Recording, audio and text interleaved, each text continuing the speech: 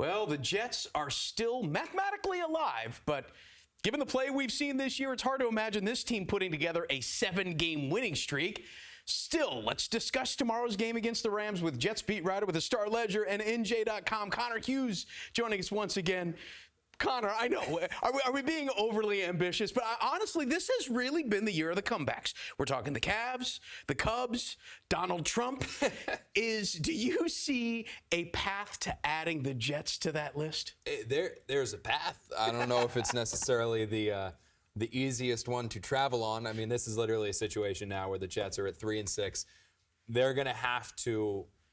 You're looking at a situation where they're pretty much going to have to win out if they want to make the playoffs, and that might not even be 10-6 enough. Didn't get them in last year. Exactly, yeah. They didn't get in last year at 10-6. They've still got 2 games against the New England Patriots. They've got another game against the Miami Dolphins, a team that they just lost to. They've got a game against the Indianapolis Colts. So, with Andrew Luck, you never know what kind of game you're going to get out of the Colts. If Andrew Luck's on, they're a very tough team to beat.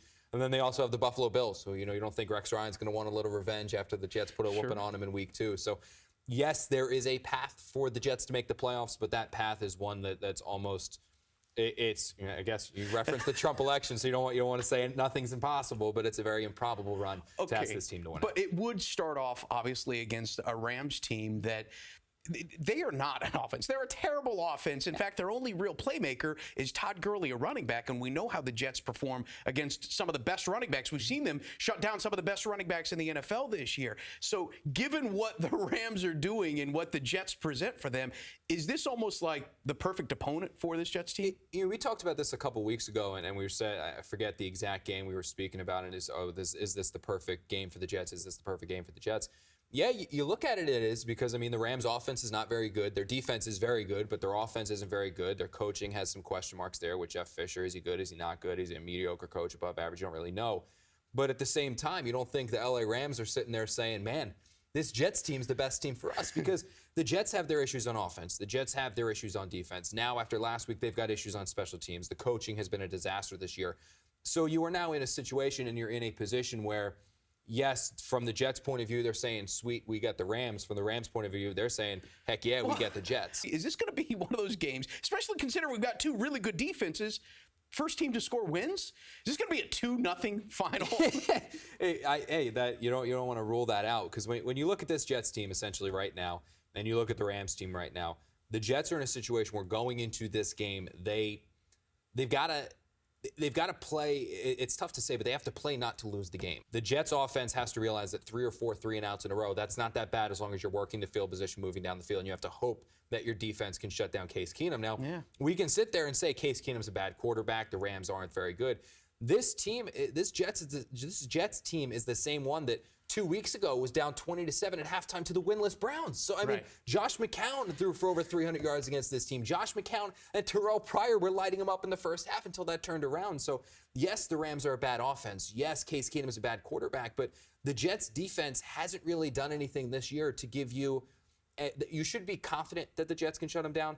But the Jets defense has not done enough to make you overwhelmingly confident that they're going to shut down this Rams offense and run away with a victory. Because truthfully, the Jets are not a very good team themselves. Well, and that's what's so strange is here. Both of these teams are kind of in the same situation. They both have quarterbacks that really don't figure into their future, and their possible future quarterback, it's Bryce Petty. Is he ready to be a starter in the NFL? Well, nobody knows. I mean, that's really the thing, is that nobody knows if Bryce Petty is ready or not, because Bryce Petty has never been given an opportunity, absent a series last week, to show I can be a starting quarterback in the NFL, that show him, heck, I can be the franchise quarterback for the Jets. Nobody knows. You had 4 games in the preseason last year. You had 3 1/4 games of the preseason this year. You had a series in the regular season a week ago. Absent that, you really don't know what Bryce Petty is. So, you and I can have an opinion on this matter and say Bryce Petty needs to be in the game.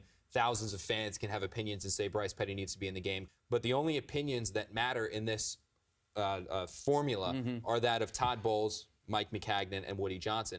Now I'm wondering whether or not this perceived lack of discipline on Bowles' part is going to really come back to bite him. This past week, Sheldon Richardson and Muhammad Wilkerson were out for the first quarter of the game. You broke the story as to why, which is at least Muhammad Wilkerson was being said to be habitually late to some of these meetings. How big of a deal is this?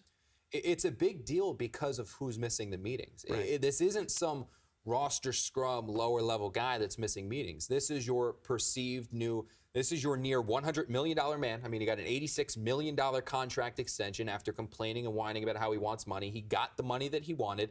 He's perceived as the defensive leader. This is a defense that is struggling mightily. And now you're saying, look, everybody's got to give everything they have to come out here and help us get wins. Everybody's got to give 110%. And you have your quote-unquote defensive leader who was just awarded with an $86 million contract, missing meetings, skipping out on overall walkthroughs because he missed the one before the Ravens game. That's not a good look. I mean, that's a horrible look, actually. Especially for a team that apparently lacks leadership right now. Exactly. You know, you've got a guy at a position. He's one of the best players in the NFL at his position, at one of the toughest positions to find a great player. He got his money. You expect a little bit more from one of those guys. You expect him to be stepping up and being that leader. I get that he's accountable for it. Yeah. I get that he's apologized for it, but it should never have been in this situation in the first place. No, and the whole thought process of all of this and the actions that he is taking is going to spread, because what's going to happen when Leonard Williams, the guy who's probably the best defensive player on the Jets roster, if not the best player on the Jets roster right now, looks over there at Muhammad Wilkerson and says, man, I get 12 sacks in a season. Can I show up at late to meetings too? Can I show up at 10 minutes late, 15 minutes late? Maybe I can miss walkthroughs once I get paid.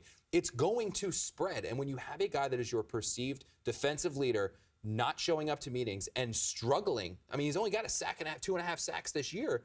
It's not a good look. I mean, it is a bad look top to bottom from ownership, coaches, and then Muhammad Wilkerson himself. Well, if not for the presidential election, this would have been a much bigger story in New York this week. You can read his thoughts on Star Ledger or NJ.com. Connor Hughes, thanks so much for your time, man. Appreciate it. Thank you. I appreciate it. All right, so when we come back, we're going to be talking about our daily fantasy expert, which, by the way, he hit it right on the head last week. And this is the only place you'll hear our experts' tips. We'll have those when we come back.